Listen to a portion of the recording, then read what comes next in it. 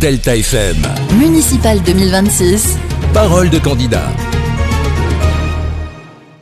Bonjour à tous, bienvenue sur Delta FM dans cette émission spéciale consacrée aux élections municipales qui se tiendront, nous vous le rappelons, les 15 et 22 mars prochains.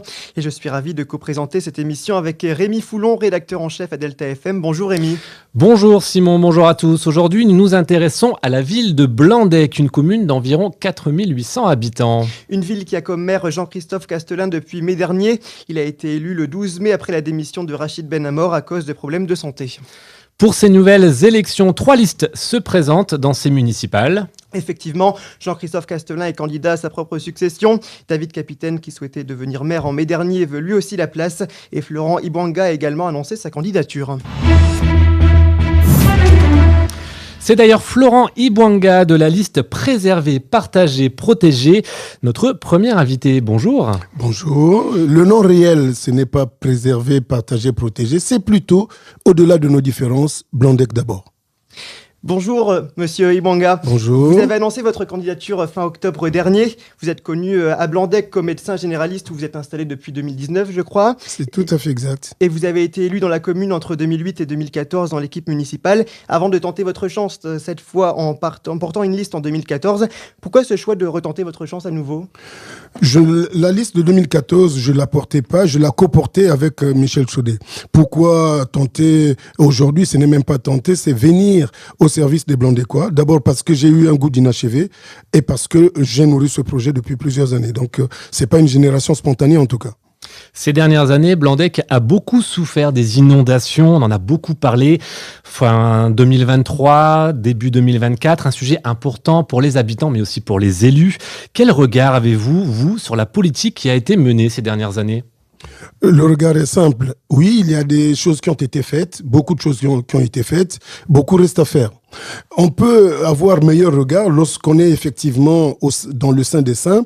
En tant qu'habitant de Blandec, vu un peu de l'extérieur, on a toujours l'impression qu'on n'en a pas beaucoup fait pour notre ville. Non, il faut quand même dire, il y a des travaux qui ont été faits, qui continuent à être faits.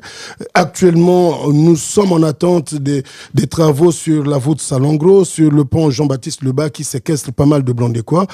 Il faut avouer qu'effectivement, pour les années à venir, il faudra une représentativité un peu plus significative et en tout cas la voix de Blandec pour se faire entendre au niveau et de la CAPSO et du SMAJA.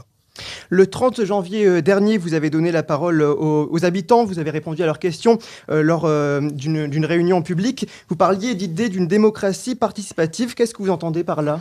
C'est essayer de faire en sorte que les Blandécoises et les Blandécois participent aux décisions, de manière directe ou indirecte en tout cas, participent aux décisions qu'on doit prendre pour leur commune.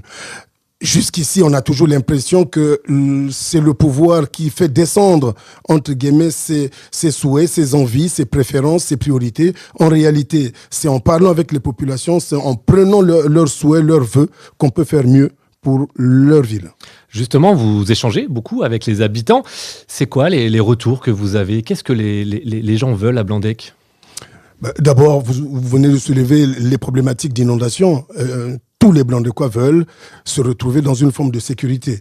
Au-delà des inondations, parce que c'est bien de se lamenter, mais c'est surtout bien de réfléchir pour l'avenir. Au-delà des inondations, il y a la sécurité urbaine, les incivilités permanentes. Les gens veulent vivre dans la propriété, ils veulent vivre dans le respect de ce qui est commun. Et puis, il y a le patrimoine de Blandec. Vous savez que Blandec a été une ville, une cité à château. Nous avons beaucoup de patrimoine qu'on a perdu, mais il y a encore quelques bâtiments communaux qu'il faut préserver.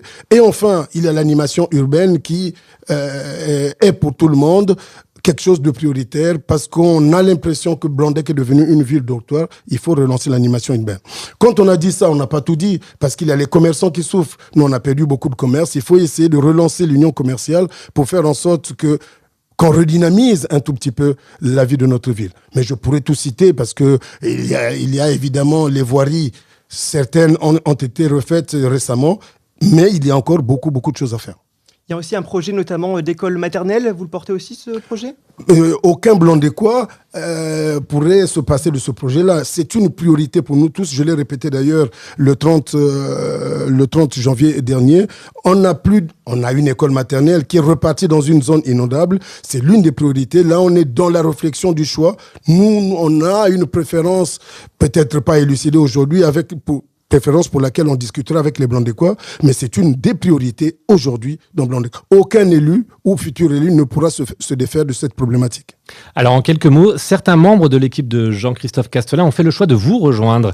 Je pense notamment à la première adjointe. D'autres adjoints vont prendre peut-être la même direction. Comment expliquez-vous le fait qu'ils préfèrent adhérer à votre projet ? Ils ne nous ont pas rejoints. C'est peut-être les autres qui sont partis. Pour être court, cette liste, j'ai commencé à la construire avec tout le monde.